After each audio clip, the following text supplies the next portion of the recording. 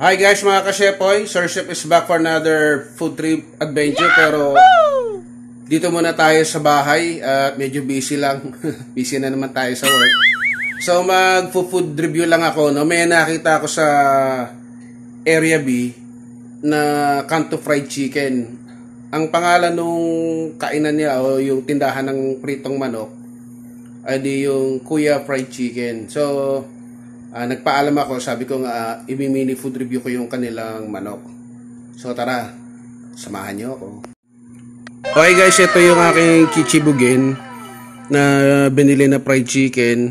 So may suka, may gravy, tapos nagluto rin si Kuya Mar nung liempo. Tapos para may sabaw tayo, nagpaluto ko ng noodles. Tapos lalagyan natin ito, yung nakaraan, yung sesame oil at saka yung chili garlic ko. Okay, kain na tayo pero pasalamat muna tayo. Okay guys, so dasal muna tayo, no. Panginoon, muli sa pangalan ng iyong anak, salamat po. Amen. Tara, let's eat. Pero bago ko tikman uli, ipakita ko sa inyo. Wait lang. Uy.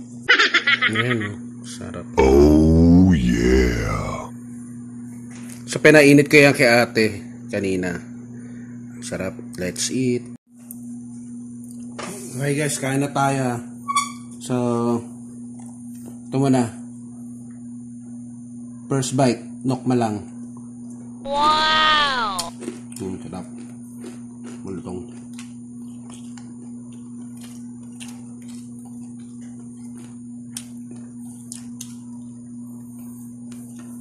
Gusto natin itong suka naman, testing. Naghugas ako kamay. Kasi masarap kumain pag nagkakamay. So yung noodles, lagyan natin ng chili oil.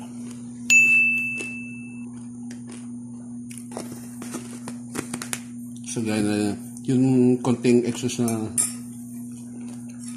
chili oil doon sa o matika ng maanghang doon sa suka. Ito. Init. Kabali. So, lagyan natin ng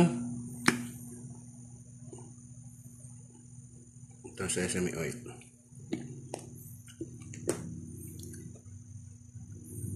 First higop.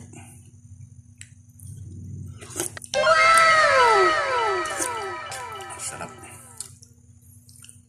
Kung may chibog kayo, sabayan niyo ako mag-food trip.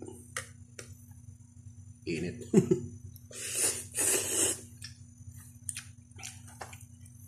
So, kung papunta kayo ng palabas na papuntang Area B, nandun sa right side, makikita mo, katapatan niya yung nag-iihaw ng barbecue. Yung nagtitinda naman ng barbecue sa kaliwa. Kung papunta kayo pa ng simbahan, no? Yan sa Area B. Pero kung pabalik kayo ng Area B, pupunta ng Central, etong Kuya Fried Chicken sa kaliwa.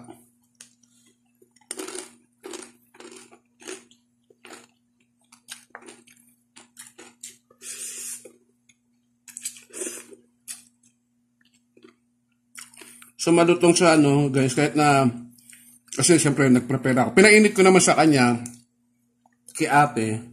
Kaso siyempre nagprepare pa ako. Pero kahit pa paano, mainit pa rin. Saka crunchy. Suka. Okay pa rin. Kasi niluto ni Kuya Mar. So hinay lang to. Ay, sorry. Hinay lang at fatty food to, no? Kaya ako, kinuntian ko lang yung kanin. Kasi siyempre hindi ka naman lahat maubos to. Pwede pa nilang ulam to mamaya.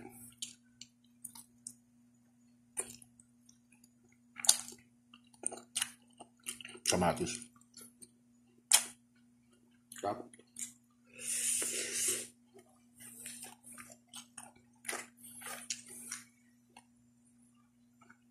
So, pinili ko lang kasi na parang natawam ako.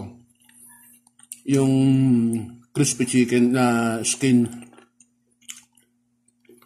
Tsaka leg.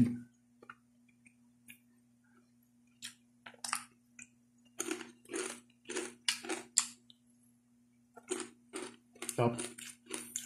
Tapos to, suka.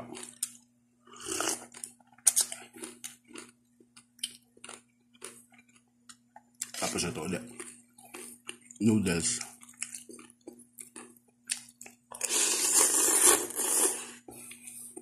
Tap. Minsan pagka kumain ka ng, halimbawa, sunod-sunod na masarap nga, no? Tapos medyo pricey na ano. Tapos, minsan nakaka-miss yung kumain nyo din ng simpleng ulam lang.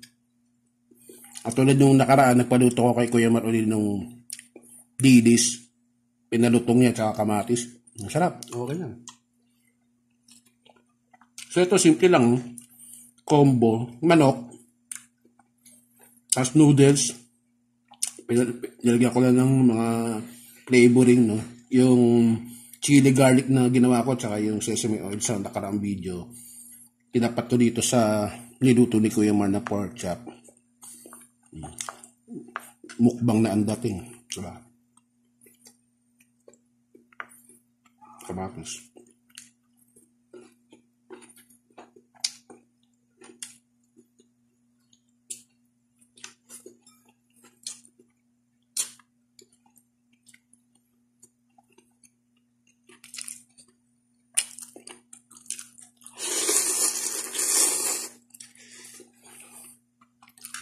So, doon naman sa Sarasep. Wait lang. Okay guys, so ubusin ko na lang tong kanin na. Pero tong ulam, ang dami nito eh. Hindi ko maubos to. Ubusin ko rin iba, bigay ko na lang mamaya sa kanila. Pero ito na lang yung kanin ko.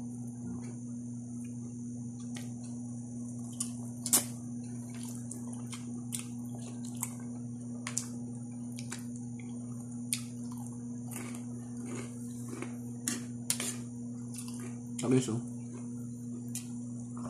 Oh yeah.